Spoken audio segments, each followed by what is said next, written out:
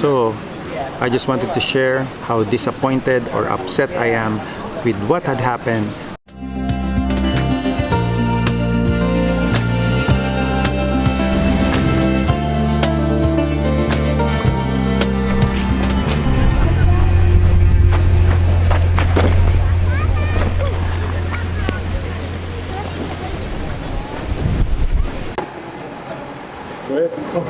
Thank you. Hi, welcome. Just for one? Yes, for Wait this. Dito na lang ako sa IHOP mag-breakfast. Gusto ko sana sa McDonald's mag-breakfast pero maraming tao dun. Sige po, thank you po. Alright. Tanghalian na breakfast na ako. Altang, agahan na tanghalian. Okay, so ano pa ang gagawin ko sa remaining na oras na maghihintay ako dito sa Hawaii? Ano kayo magandang gawin? Yun, hindi ko pa natatry yun eh. Yung trolley na yun. So, hindi ko alam kung magkano ang bayad doon at kung kailangan ko bang i-book yun bago ako makasakay sa trolley na yun. That is something that I wanted to try. So, we'll see. We'll have to wait here. At tingnan natin kung maitutur ko kayo. May sasakay ko kayo doon sa trolley. At isama ko kayo ipasyal dito sa Hawaii. Kasi umiikot daw yan dito sa buong Hawaii.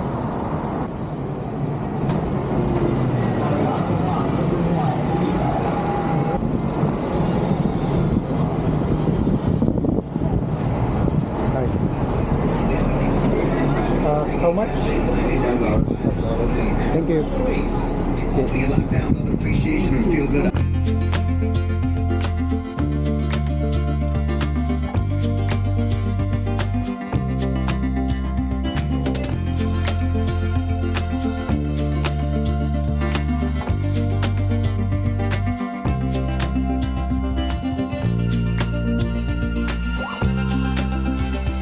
Okay, thank you. Yeah. And back na tayo dito sa ating pinagmulan. It takes about isang oras yata yung ride ko. Hindi ko sana gustong pumunta sa taas eh. Kaso lang may luggage tayo. So, saan pa ako tatambay? Balik na lang siguro ako dun sa hotel. And then mamaya kasi ang alis ko pa eh. 11:50 in the evening. So anong gagawin ko for the whole day? Bahala na. Sabi ng asawa ko, mag-vlog na lang daw ako. Kaya ito ang ginagawa natin. Mag-vlog at mag-edit ng video. Kasi ang dami kong video na dapat i-edit.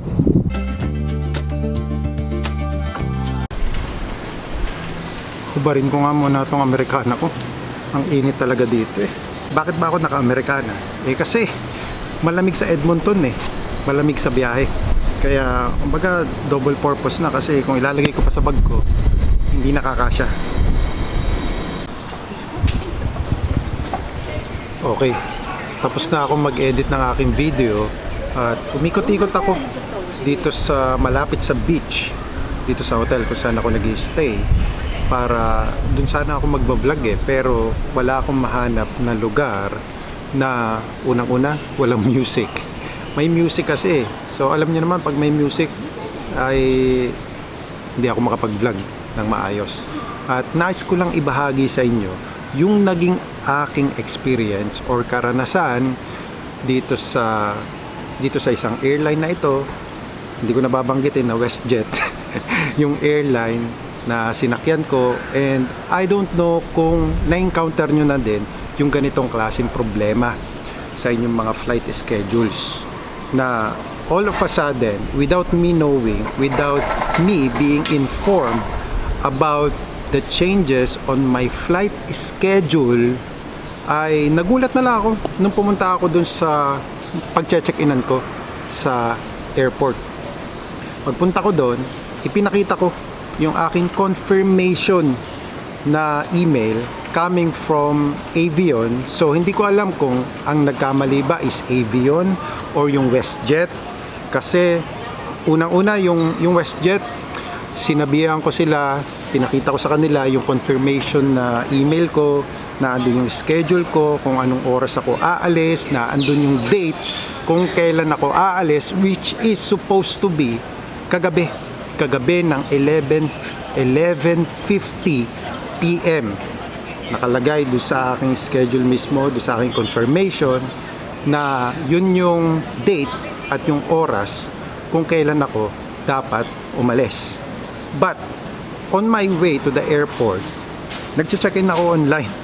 Tapos, sabi doon sa online checking na too early yung aking pag-check-in. Sabi ko, masyado ba maaga?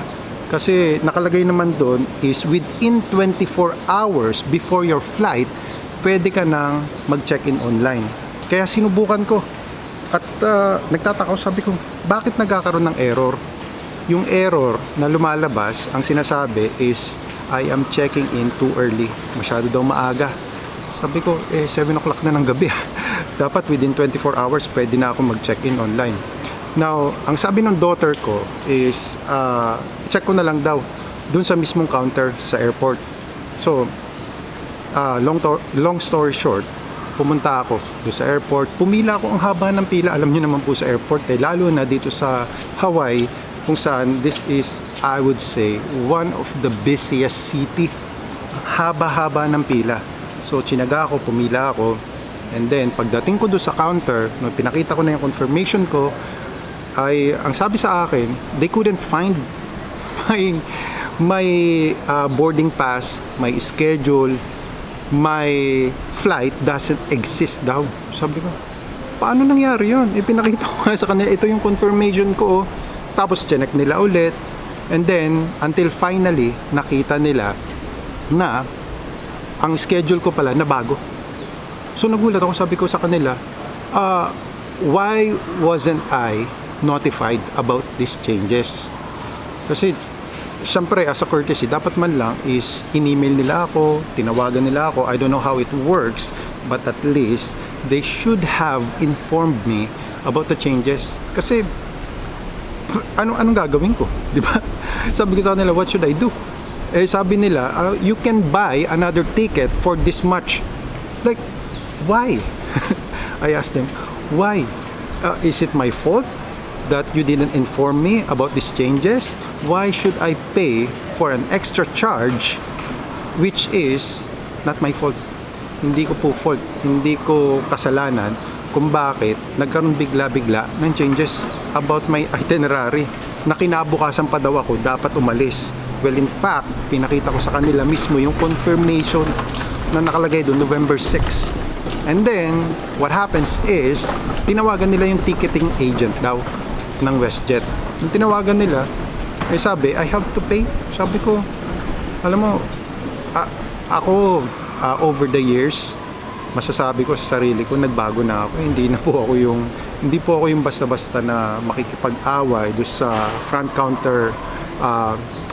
counter check-in at sasabihan sila na ng kung ano ng masasamang mga salita. I've changed over the years. Kaya I kept calm.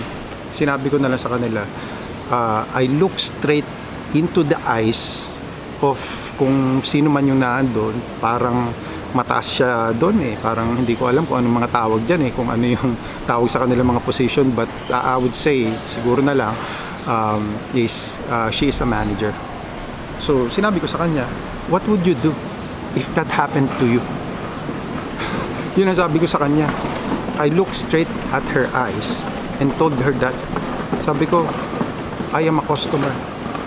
So if in case you are on my situation, how would you feel? Sabi ko sa kanya, anong nararamdaman mo if that happens to you? You will feel disappointed, right? So, I mean, is there anything else?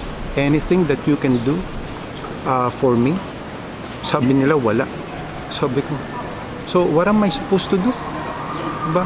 They're not even trying to help me. They couldn't say anything. Right? Ako, as a human being, siguro, kahit pa paano, ipapakita ko man lang yung aking concern do sa, kasi kapwa-tao mo yun Di ba? pakitaan mo man lang siya ng concern, na concern ka doon sa pangyayari, doon sa nangyari sa'yo. Diba? Kasi ako, sabi ko, anong gagawin ko? Diba? What should I do? Sabi niya, mag-check-in daw ako at my cost. Sabi ko, bakit at my cost? Sabi ko, that is unfair. Why would I pay for that? Well, in fact, unang-una, nag-pay na nga po ako, nagbayad ako ng extra doon sa aking flight na yon para una, makapamili ako ng seat na gusto kong upuan. Nagbayad ako ng extra eh. Bakit ganun ang nangyari sa akin? 'Di ba? Bakit ganun? Yun na lang ang nasabi ko. Yun na lang talaga sinabi ko sa kanya eh. Na ano yung gagawin ko? What would you feel? How would you feel if you were on my situation? If that happened to you? Eh, ang problema pag minsan, doon sa mga, sabi ko nga sa kanila, you know what the problem is? The number one problem is you are just a worker here, right? You are just an employee here. So, kasi merong, iba kasi yung mga, pag minsan yung pag-iisip nung ganun, yung employee mentality, right? Kasi dapat, ang mentality mo, as at least, is yung human to human na lang. Diba? Yung human to human na lang na parang ilagay mo yung sarili mo doon sa kalagayan ng customer mo. Diba? Para at least at your powers, ano yung magagawa mo? Diba? Ano yung pwede mong gawin para at least maisen yung pakiramdam ng customer rather than talagang walang ano bang tawag dito? Empathy dun sa kalagayan nung isang tao. Diba? Yung nararamdaman niya. So, long story short, anong nangyari? Hindi na po ako nakipag-away. Sinabi ko na lang na, I hope it doesn't happen to you. Kasi, hindi po maganda yung ganong klaseng experience eh. At hindi ko po alam kung kayo rin ay nakaranas ng ganong klaseng karanasan. Ako lang naman, i-share ko lang naman po sa inyo yung aking karanasan na yon para at least from there, kasi ako po, ang iniisip ko na lang, I can learn something from this situation. May matututunan ako dito. Unang-una, nung matututunan ko na siguro, una, hindi na ako sa kanila magbubok. Hindi na lang ako sa kanila siguro hindi ko na lang ipapatronize yung WestJet or yung Avion. Pangalawa, ang natutunan ko doon kasi nakalagay po doon sa doon sa itinerary ko na wag nang tumawag kasi confirmed na daw yung aking flight. You don't need to call us. Talagang nakaganon, no? Nakalagay doon. Pinabasa ko nga sa kanya, ayan nakalagay dito, you don't need to call us. Your flight has been confirmed. Yun ang nakalagay. So, bakit ako tatawag pa? Di ba? Kung yun na yung nakalagay. Pero, learning nga from that situation, siguro if they have an app na pwede kong i-download para at least ma-check ko yung aking itinerary from time to time if there are any changes or I have to call them prior to my scheduled departure. Siguro yun na lang yung gagawin ko para hindi mangyari sa akin yun. At that's one of the main reason why I am sharing this to you. Para kung meron po kayong mga flight, confirmed na flight, double check po parate at i-check nyo with the airline, tumawag po kayo at buti na lang po buti na lang talaga na dito sa hotel na pinag-stayan ko, nag-check out po ako nag-check out po ako ng 7 o'clock PM last night para nga makahabol ako doon sa flight ko. At least nagbigay ako ng ilang oras na palugid para hindi ako ma-stuck doon sa airport. And ang kagandahan lang dito, which I highly appreciate about Hilton Hawaiian Village dito sa Hawaii, is nung pumunta po ako sa counter, ito masasabi ko, ito talaga yung mga taong merong care sa kanilang mga customer. Kasi pagpunta ko po dito, naka-check out na po ako ha. Check out na ako. Sinabi ko sa kanila, talagang ano na lang to with parang all humility, lumapit po talaga ako sa kanila ng mahinahon. Sinabi ko, there is this situation that happened to me. I would highly appreciate if you can help me. Sabi ko sa kanila doon sa counter. Sabi niya sa akin, so why? What happened? It's because of my scheduled flight was rescheduled tomorrow. So, nung sinabi ko yun sa kanila, ay ang maganda lang doon, in-accommodate nila ako. Sabi nila, it's a good thing na hindi pa namin ginagalaw yung kwarto or yung room kung saan ikaw ay nag-check-in. So, wala pa kaming ginalaw doon. Pwede ka pang bumalik.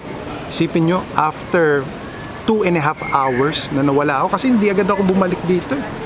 Hindi po ako agad bumalik dito kasi kumbaga umaasa pa rin ako na kahit pa paano i-accommodate ako ng WestJet, which didn't happen to me. Hindi nila ako in-accommodate, hindi man lang nila ako inasikaso doon. But dito sa Hilton Hawaiian Village Hotel is in-accommodate nila ako at no charge ha. At no charge. Kasi talagang sa bagay, ang check-out ko naman talaga is kinabukasan pa, the following day.